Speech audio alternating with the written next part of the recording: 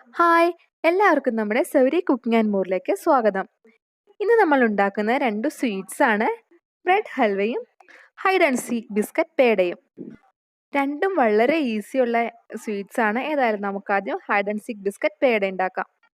ഇതിപ്പോൾ ഞാൻ 120 ഗ്രാമിൻ്റെ ഒരു packet hide and seek biscuit ആണ് എടുത്തിരിക്കുന്നത്. ചോക്ലേറ്റ് ഫ്ലേവർ ആണ്. ഇനി നമുക്ക് മിക്സി ജാറിലിട്ട് നന്നായി ഒന്ന് പൊടിച്ചെടുക്കണം. ഞാനിത് പൊടിച്ചെടുത്തിട്ട് വരാം. നന്നായി പൊടിച്ചെടുത്തിട്ടുണ്ട്. ഇനി നമുക്കിതൊരു ബൗളിലേക്ക് ട്രാൻസ്ഫർ ചെയ്യാം. ഇനി 1/4 കപ്പ് കണ്ടൻസ്ഡ് മിൽക്ക് ചേർത്ത് കൊടുക്കാം. ഇത്രയേ ഉള്ളൂ നമ്മുടെ പേടയുടെ ഇൻഗ്രീഡിയൻസ്. ഇതിനി നന്നായി മിക്സ് ചെയ്തെടുക്കണം.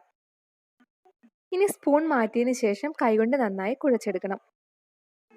ഇതിപ്പോൾ നന്നായി കുഴച്ചെടുത്തിട്ടുണ്ട്. ഇനി നമുക്ക് പേട പരത്തിയെടുക്കാം. നിങ്ങൾക്ക് ഇഷ്ടമുള്ള ഷേപ്പിൽ പരത്തിയെടുക്കാം. റൗണ്ട് ആയിട്ടോ അല്ലെങ്കിൽ പരത്തിയോ അങ്ങനെ എങ്ങനെ വേണമെങ്കിലും എടുക്കാം. ഞാനിപ്പോൾ ഒരു ചെറിയ ഇതളിൻ്റെ ഷേപ്പിലാണ് പരത്തിയെടുക്കുന്നത്. കയ്യിൽ പതുക്കെ ഒന്ന് നെയ്യ് അപ്ലൈ ചെയ്തിട്ട് പരത്തിയെടുക്കുക, ഇല്ലെങ്കിൽ ചിലപ്പോൾ ഇത് കയ്യിലൊക്കെ ഒട്ടിപ്പിടിക്കും. അപ്പോൾ ഇതെല്ലാം ഷേപ്പ് ചെയ്ത് എടുത്തിട്ടുണ്ട്. ഇനി ഇതിൻ്റെ പുറത്ത് നെയ്യിൽ വറുത്തെടുത്ത് വാട്ടർമെലൻ്റെ സീഡ്സ് വെച്ച് കൊടുക്കാം. ഞാനിത് ജസ്റ്റ് ഒരു ഭംഗിക്ക് വേണ്ടിയാണ് വാട്ടർമെലൻ്റെ സീഡ്സ് വെക്കുന്നത്. നിങ്ങൾക്ക് വേണമെങ്കിൽ കാഷ്യോ പിസ്തയോ ബദാമോ അങ്ങനെ എന്തെങ്കിലും വെച്ചാലും മതി. ഇതിൽ വെക്കുന്നതിലൊന്നും കാര്യമില്ല, ജസ്റ്റ് ഒരു ഭംഗിക്ക് വേണ്ടിയിട്ട് വെക്കുന്നതേ ഉള്ളൂ. കണ്ടില്ലേ, അപ്പോൾ നമ്മുടെ ഹൈഡ് ആൻഡ് സീക്ക് കൊണ്ടുള്ള പേട എങ്ങനെ റെഡി ആയിട്ടുണ്ട്. നിങ്ങൾക്കിത് ഹൈഡ് ആൻഡ് സീക്ക് കൊണ്ട് തന്നെ ഉണ്ടാക്കണമെന്നില്ല. ബ്ലാക്ക് ബർബൻ്റെ ബിസ്ക്കറ്റോ അങ്ങനെ ഏതെങ്കിലും ചോക്ലേറ്റ് ബിസ്ക്കറ്റ് കൊണ്ട് ഉണ്ടാക്കിയാൽ മതി. അതുമല്ല, ഇപ്പോൾ സാധാരണ ബിസ്ക്കറ്റ് കൊണ്ടാണ് ഉണ്ടാക്കുന്നതെങ്കിൽ 1 ടീസ്പൂൺ കൊക്കോ പൗഡർ ആഡ് ചെയ്ത് കൊടുത്താൽ മതി. കൊണ്ട് ഹൽവ ഉണ്ടാക്കാം. നമ്മളിന്ന് ഉണ്ടാക്കാൻ പോകുന്ന ബ്രെഡ് ഹൽവയാണ്. അതിനുവേണ്ടി നമുക്ക് ആവശ്യപ്പെട്ട ഇത്രയും സാധനങ്ങളാണ്. അധികം സാധനങ്ങളൊന്നും വേണ്ട. ഇതിപ്പോൾ ഒരു 5 സ്ലൈസ് ബ്രെഡ് എടുത്തിട്ടുണ്ട്.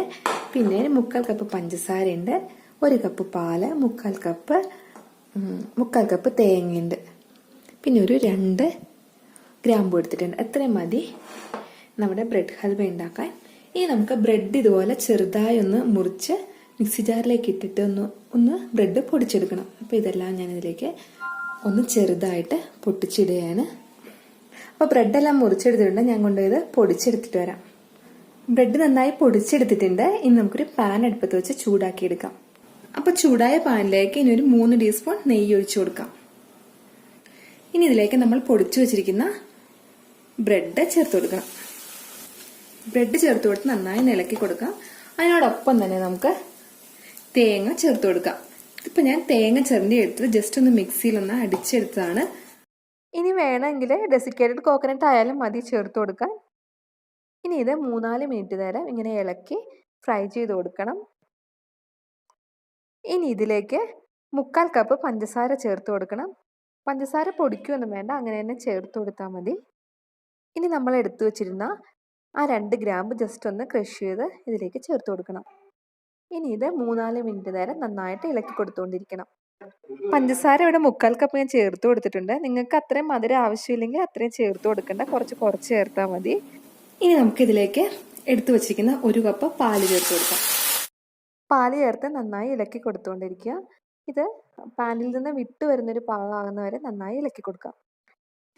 ഇനി വേണമെന്നുണ്ടെങ്കിൽ ഇതിൽ കാഷ്യോ ബദാമോ പിസ്ത അങ്ങനെ എന്തെങ്കിലും പൊടിച്ച് ചേർക്കാം. അങ്ങനെ ചെയ്ത് കഴിഞ്ഞാൽ ടേസ്റ്റ് ഒന്നുകൂടെ വളരെ നന്നായിട്ടുണ്ടാവും.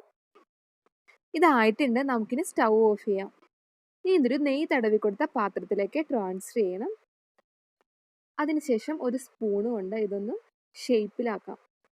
സ്പൂണിലും പതുക്കെ ഒന്ന് നെയ്യ് അപ്ലൈ ചെയ്തിട്ടുണ്ട്, ഇല്ലെങ്കിൽ അത് സ്പൂണിലേക്ക് ഒട്ടിപ്പിടിക്കും. ഒരു സ്ക്വയർ ഷേപ്പിലാക്കി കൊടുക്കാം. ഇനി ഇതിലേക്ക് കാഷ്യൂ വെച്ച് കൊടുത്തൊന്ന് ഡെക്കറേറ്റ് ചെയ്തെടുക്കാം.